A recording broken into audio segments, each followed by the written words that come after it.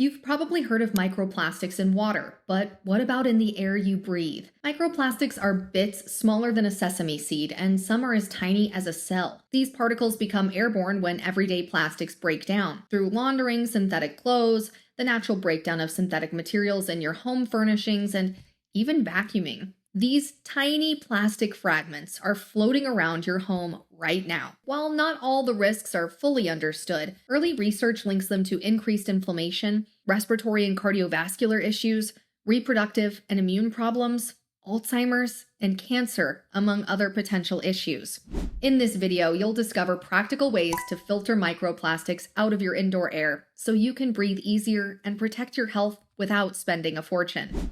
Not all filters are built the same. HEPA filters are often considered the gold standard and can trap 99.97% of particles down to 0.3 microns, which can include many microplastic fibers. However, for even finer protection, ULPA or ultra-low particulate air filters can trap 99.999% of particles as small as 0.1 microns. A good start is to make use of your HVAC system by upgrading to a MERV 13 rated filter. These filters catch particles in the 0.3 to 10 micron range, which includes many microplastics. However, it's important to keep in mind that HVAC systems are only rated to work with a certain level of filter. So it's not just as simple as slapping on a thicker MERV filter. Using a larger filter than your system was designed for can cause performance issues or even damage the unit as it struggles to draw air through the larger filter. That's why adding supplementary standalone filter systems can be a good addition to your air quality toolkit. These can be purchased for as little as a couple $100s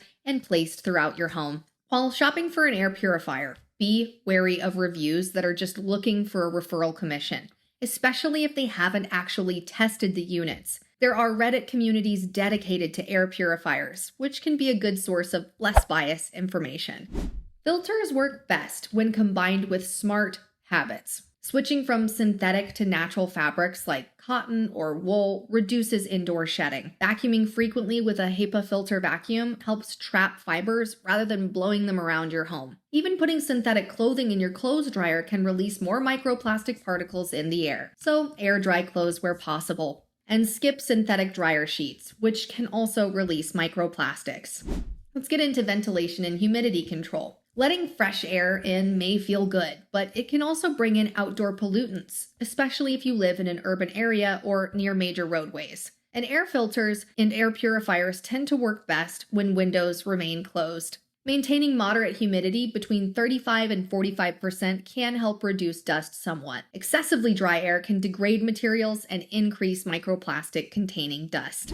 What should you do right now? Start by testing or installing a HEPA-rated air purifier that covers your main living area. And if possible, pair it with a high MERV-rated filter on your HVAC system, assuming your system is rated for it. Follow that by switching to natural fabrics, using a vacuum with a HEPA filter, and avoiding synthetic dryer sheets. These steps together can significantly cut your microplastics exposure, and they're easy to maintain for long-term health. Filtering out airborne microplastics isn't about perfection. It's about making small, smart changes that add up.